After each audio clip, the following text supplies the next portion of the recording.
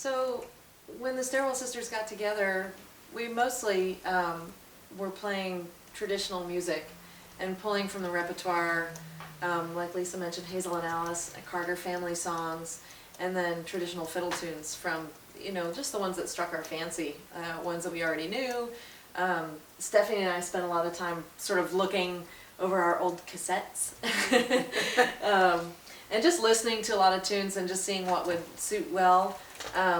I feel like something that makes the band unusual is Lisa playing the dobro and the Hawaiian slide, and it's a sound that you don't hear that often in old-time string band music. You hear a lot in bluegrass, and but she has a real old-time sensibility about the music, and so it's one of the things that gives the Stairwell Sisters music, I think, a unique sound, that and just how we connect with each other, and the choice of material. And over the years, we've all brought in songs that we've written along the way, and sort of shyly at first, I think, 'cause when you, especially if you fall in love with traditional music maybe later in life, it's hard to then maybe break from the tradition, or you want to represent the tradition well. But we've just, everybody's been writing songs and bringing them, as we say, through the sister mill. We play them, and if it makes sense to us, because some of the songs that I write don't make sense in this band, and some of them do, and that's true for everybody. And basically, if somebody brings a song and anybody's like, I don't like it, you know, it doesn't get in, and because there are 5 of us bringing songs, there's plenty of material to choose from, and plenty of stuff that we all like and agree on, so why not just do what we agree on? It makes things easier. Sometimes it takes a little extra nudging, and then later yeah, okay, that's growing on me. yeah, some things that, actually the tune Selena that Stephanie brought, she needed the nudging to include it in our set, because she brought it, she said, I like this tune, I want to play it, and I just loved the way it sounded on the banjo, it sounded great on the slide, and we all loved it. She said, I don't know, it doesn't really fit. And we said, yeah, come on, let's do it. So we're going to play a tune that I wrote, it's on our second CD, it's called The Longest Night, and it's kind of a funny story. When I was in Bloomington, Indiana, some friends of mine were playing, my sister and her husband, Evie Ladin and Sam Bartlett, with Bob Herring, was playing fiddle with them in a band called the Mournful Hopefuls. And they were playing this waltz, and he said, Evie, this waltz needs words, write some words. So I wrote what ended up being a verse of this song, and then I found out the waltz they were playing was Old Paint, which has words, and it's a whole story. And I said, I can't sing my words that I wrote to this song that exists, that everybody knows. They'd be like, why is she singing those words? So years later, that verse just sort of was tossing around in my head, and years later it came out in this song. And this is one, like I was saying, you know, every time I sing it, I get chills. I just do. And it's a story that I like to tell.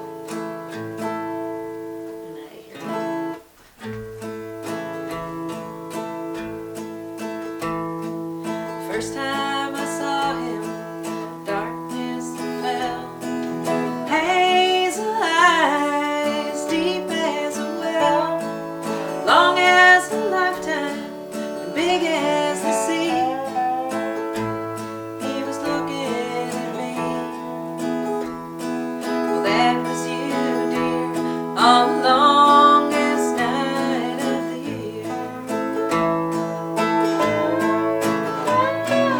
All through the springtime, the loving bloom, everything funny and all of it new. Well, everything glittered,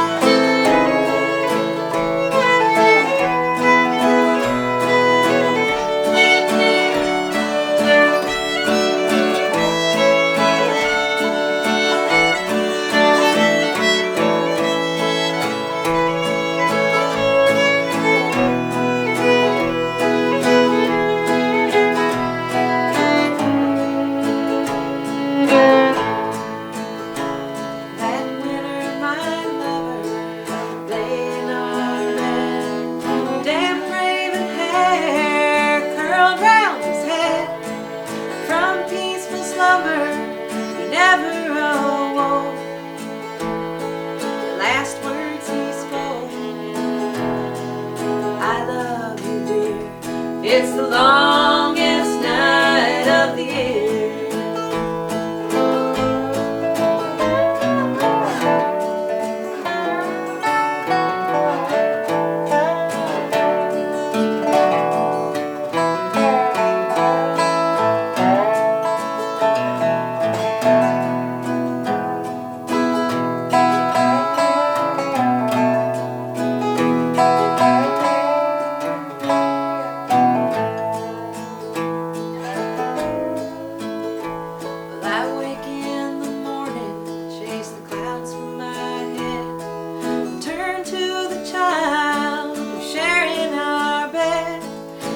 Up at me when he crawls round the floor. His eyes are yours. There's a part of you here. It's the longest night of the year. That longest night, the sun hardly shines.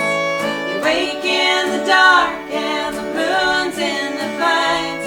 But I still remember, and I can still hear your voice in my ear on the